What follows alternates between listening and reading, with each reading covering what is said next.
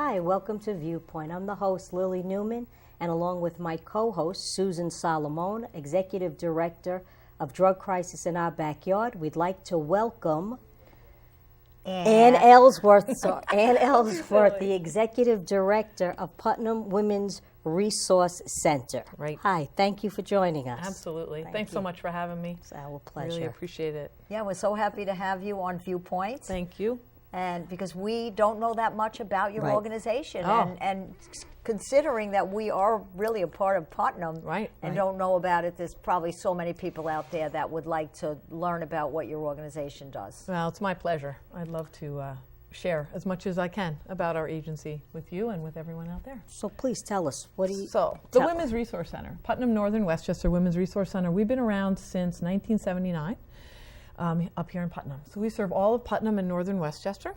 We provide free and confidential services to all victims of domestic violence, sexual assault, child abuse, stalking, dating violence. Sadly, any violence that one person can inflict on another, our job is to help that victim recover, survive, and move forward. So, gosh, we've been around for a long time, and I'm grateful to be part of that program for 10 years now. You know, and I think that part of my job is to get out and talk about it wherever I raise can. awareness. Because really, you don't really want to know about us until you need us. It's That's not one right. of those things that you go, oh. And really, people come to us at the hardest parts of their life. Oftentimes when I'm talking about it, I'll say, you know, if we had to today leave this studio and not go home and take whatever we had with us and start a new life, would we be able to do it? And every day, women are doing that.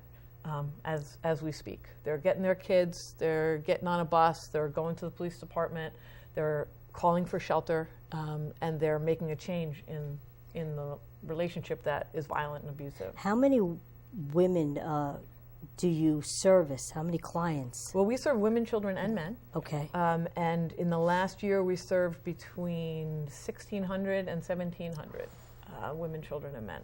It's a lot of people. Yeah, and for, lot. you know, Putnam County is a very tight-knit community. It's very hard to often access services in a confidential way. And so we're always so proud of the people that come forward to start to work on their stuff. They can call us. We have a hotline that's 24 hours. I have a 15-bed domestic violence shelter. How long can they stay? Well, and we used to only be able to stay 90 days. Right. We worked very hard on a law that allowed a New York State law that was passed in 2010 that extended it to 45-day stints, so we can get 180 days, which is about 6 months. You know, but when you think about it, starting your life over in 6 months is very difficult. So we work with them to get them safe, get them to court to get an order of protection, start counseling or therapy. They start to look at what their children need, getting them back in school. So some people are in our shelter, and some people still live in the community and come in for counseling and advocacy during the day. Because with domestic violence, will some of the clients still live in that environment but come to you because they don't have any other place to go and they're just afraid to leave at this point, but they'll come to you for counseling? That's exactly right. And there's so many reasons. I think that domestic violence is such a hard form of abuse to really categorize, because, you know, most people think it's about physical abuse, and that's one of the things we first think about and see, and those are the things that give us the most reaction.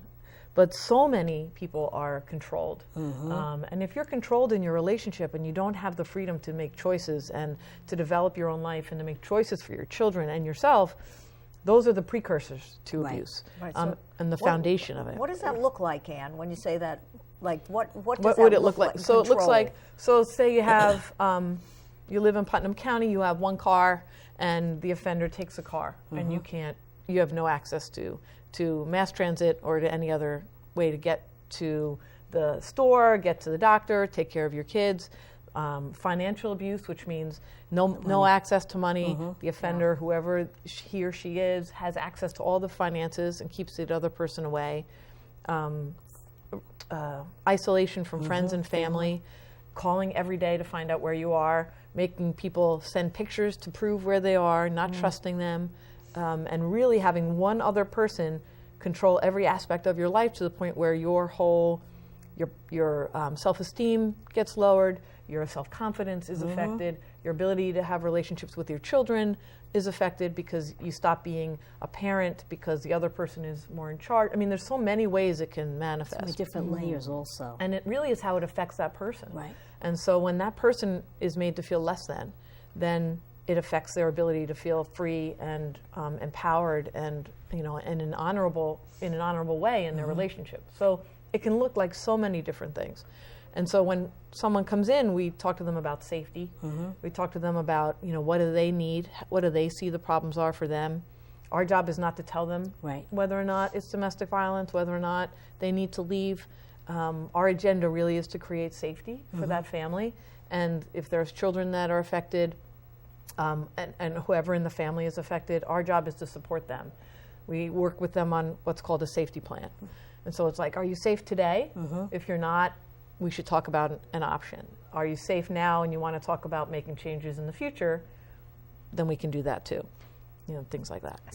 So you mentioned that you have a shelter, and how many beds? 15. Okay, and so in terms of men and women, how many women versus men? In the shelter, in your program. In the program. Yeah, like percentage-wise, if I you would were to say that probably about 85% are women, maybe 90. Okay. Women and girls.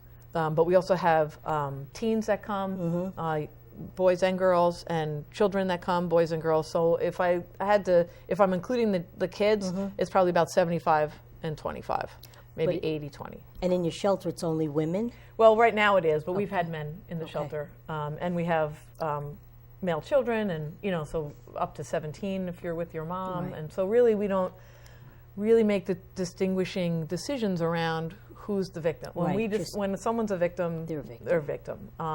It's a family disease. It is. Yes, right. And it's the choice to be violent is supported by power and control, and our society supports. In the past, men with more power and control in the relationship, and so that sets up a precedent.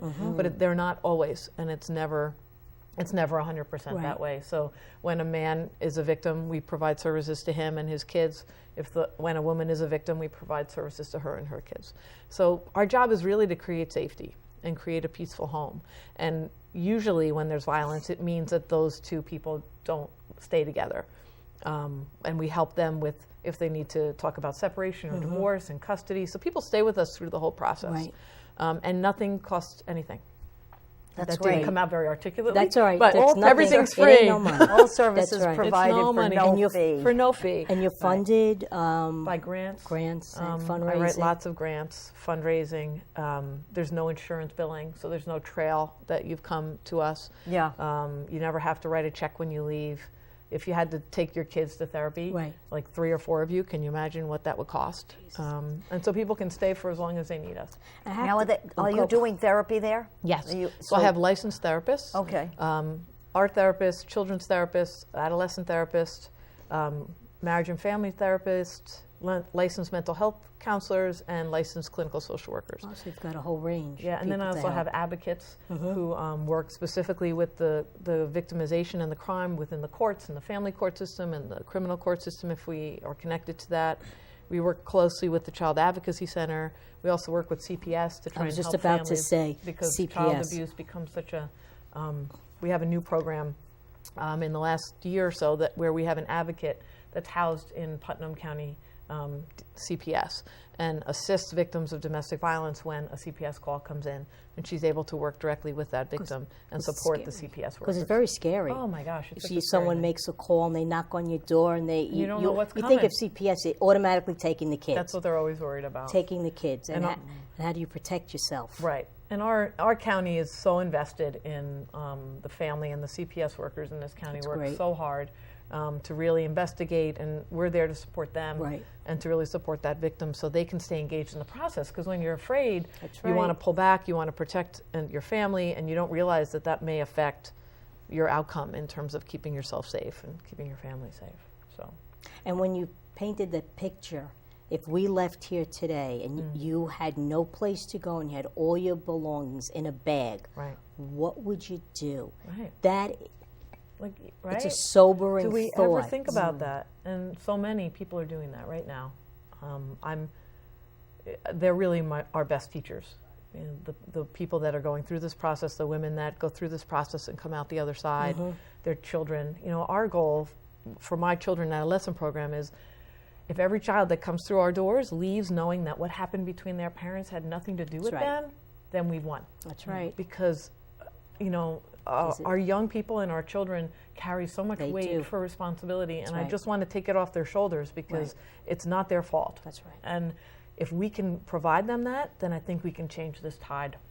We can give them their self-esteem back. We can help the victims survive and move forward, and really that's our goal. How young do parents have come to you, mothers, fathers, the youngest? The youngest. The kids or the... Kids.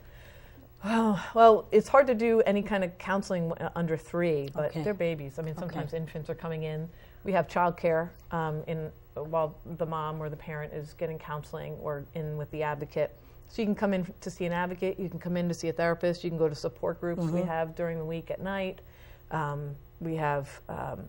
We help with transportation if you don't have income. You do a lot. Well, you do a lot.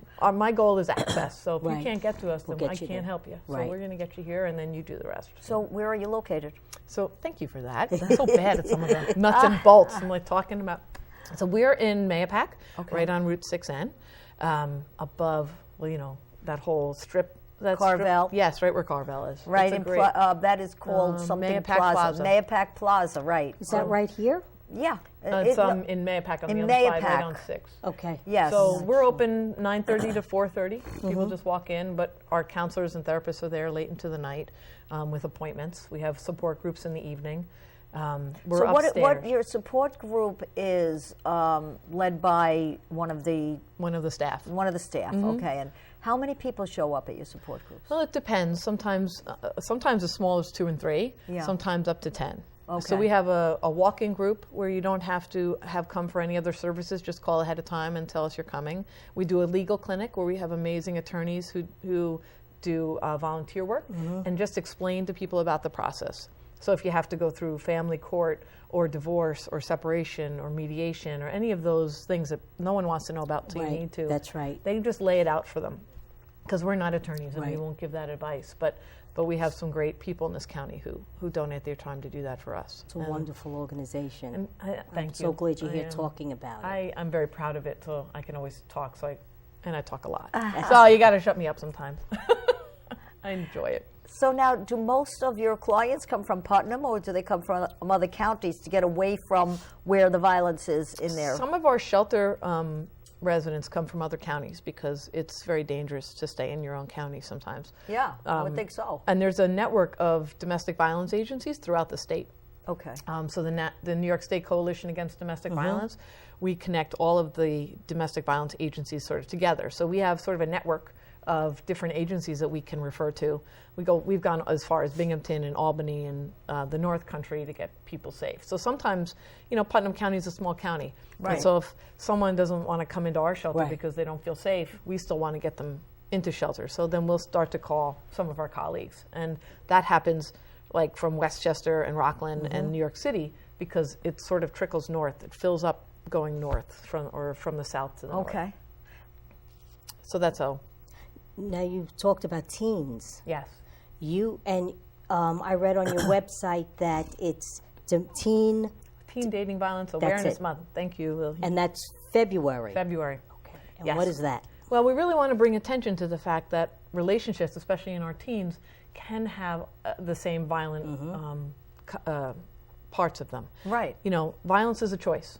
And when we learn violence, then we manifest violence. And so with teens, when you're just starting out and learning dating and you're so excited about it, a lot of bad symptoms can occur. And so some young people have been abused, some people have been assaulted. Sexual assault, teen dating violence is very, very, the prevalence of it is as high as domestic violence, I would say. I don't have a stat for it. And how high is that? How high is domestic violence? 1 in 4, 1 in 3, 1 in 4. Wow, yeah. That's very high. Yeah. Will experience violence in their lifetime. Yeah. From a spouse, from a partner, from someone you know, from someone you know. Okay.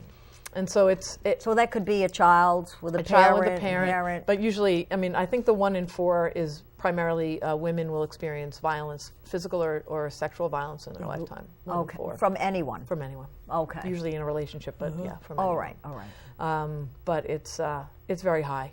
And so it's very prevalent because sadly, learning how to be equal in relationships doesn't come naturally. Right. And I think for some, it's never an issue, and for others, it's a conscious choice. And for me, violence is a choice, and you can choose not to. And so when we start to talk about experiences in their lives, or whether you're a teen or an adult or a child, those experiences kind of affect how you're going to react to other things in your life. Right. So early on, it can have such a damaging effect on a young person who's just starting to experience and explore relationships and plan for their life, and they're a teen and they want to, have all that, and it can be very detrimental. I guess especially if they grow up in homes where they don't have positive role models, mothers, fathers, and things are healthy. Well, we always worry about that. You never can draw that line to it directly, Right. But the hope is that we try and go out and do community education wherever they'll let us. Right. And with the young kids, like the elementary school, we really talk about how to be a good friend. What does it mean to be a good friend? How do you, anti-click, a lot of work around cliques, around not having cliques, Right. around what cliques mean, about anti-bullying, because those are the seeds of how we're going to have relationships in the future. right. And so as you start to, blossom into relationships and you want to experience that and date, it's a very vulnerable time on each side, boys or girls. And so there's a lot of controlling behaviors that can happen. And so we're here to help with that. So when a young person wants to work it through, we're here for that. If someone has experienced violence, we're here for that too. We really want to help them to have the best chance they can at having a healthy relationship. What's the youngest a teen would come in on their own? Well, based on New York state law, any child 13 years and older, and hopefully for my stat friends out there, I'll get it right, can access confidential counseling without client permission, especially around anything that has to do with sexual violence. That was really created back in the 80s because young people who were sexually assaulted weren't coming to emergency rooms because they didn't want their parents to know. Right.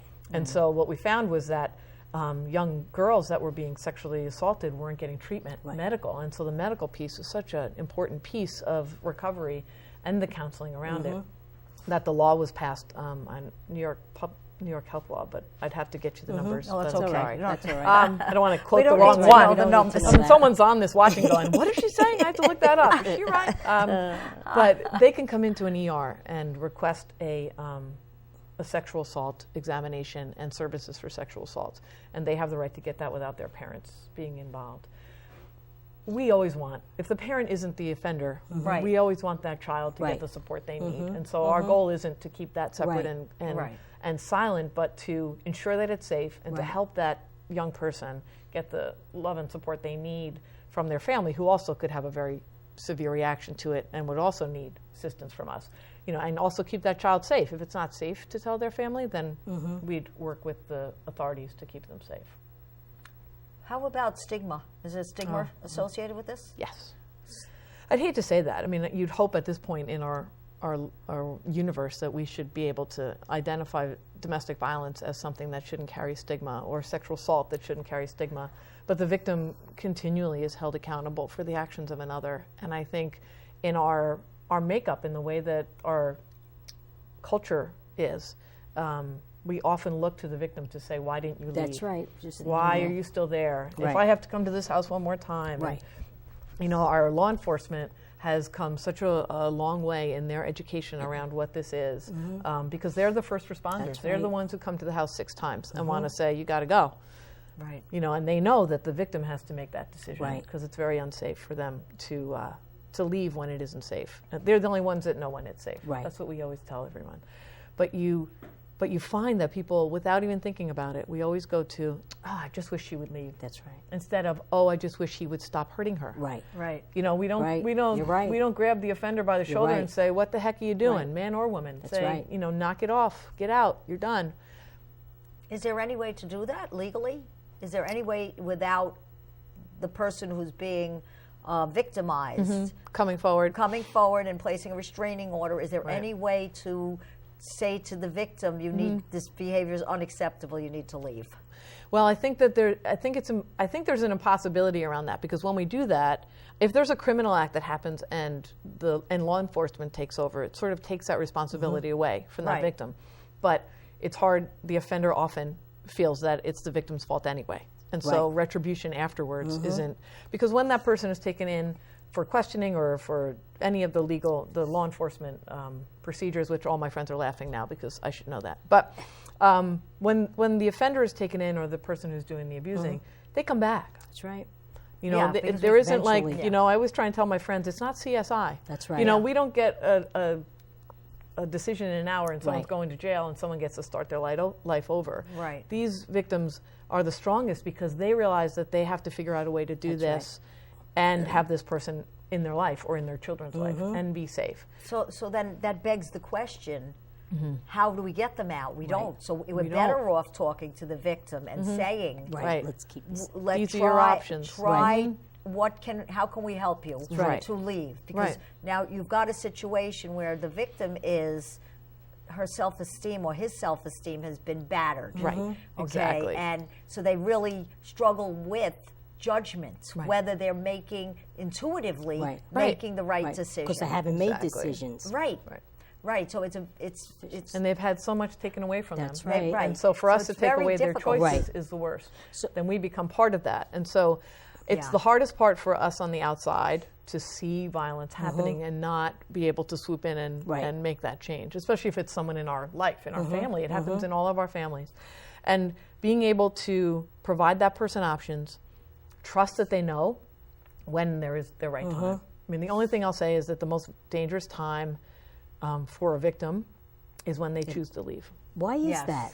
Because there's nothing for the other person to lose. Got it. Because he's already lost it when so they're leaving. Control is the ultimate thing. And so the ultimate control is that. And so we're most concerned about giving people direction because, God forbid, we make a choice for them and they become, and they're injured because of it. Right. So we really need to give them that space. So I guess the best case is if they could leave. But barring that, to work with a family, a person, to say, look, they choose to stay there, but like you said, keeping them safe and their kids safe in that, building up their self-esteem, so eventually they can go, adios. Right. I have another like word, the support but groups are good. Exactly. The support groups and the therapy the support and the group kids. gives them a network of other people that don't feel alone. That are going through the same thing and sharing the same experiences. So it helps them to be able to get some clarity around making this decision rather than just jumping at leaving. Exactly. Where are they going to go? Very dangerous for them. Exactly. And I guess also in your support groups, you have people at different stages. Exactly. So you could have a new person coming in brand new, and there are women or men that are a little further along that can help and let them see that you can do this. Right. Because that's very empowering. Isolating is one of the biggest ways of abuse. And to get people connected to others that are going through things and to be validated about what you're going through, that you're not, because every victim believes that they're being told they're making it up, they're making too much of it, they're too sensitive, they're too whatever, it's all their fault. And so now they're with other people who have had the same thing said to them. And they get to go, oh, it's not just me. There's an amazing power in community. And I'm a great believer in that the way we change this is as a community. We change the culture of our community. We decide that this isn't okay anymore. And so then the people around us feel more protected. Yeah, I like the idea of support groups. I think they're very, very empowering. Yeah. They really help people to deal with problems that they would normally isolate over, and now be in a group where they can talk about it because they can't talk about it anywhere else because there's the stigma associated. So now they have the chance to talk about it, and they have the chance to get some direction from other people in the group that have been through it. It's really, I think it's better for me, I think it's better or it's good in conjunction with therapy. Yeah. But a group is needed with therapy. It shouldn't just be therapy because the person's still isolated one-on-one. Exactly. They need to be part of the community again. Right. It's a big deal. And that's what you do. You go out and we go out and we talk to people in the community to try to break the silence and the stigma. Exactly. How many of the young adults are using drugs? Oh, we don't ask them, but you know, they share in their therapy. They come for help. They may go into treatment. You know, I think the relationship that they build with their therapist makes such a significant difference in their recovery, that, you know, because they have someone to listen to them and they have an outlet for what's going on for them. And I sound very maternal, but I'm just very proud of my staff, because they are just so dedicated to the people that they serve, and these young people that come in. It makes my heart feel good when I walk through and see.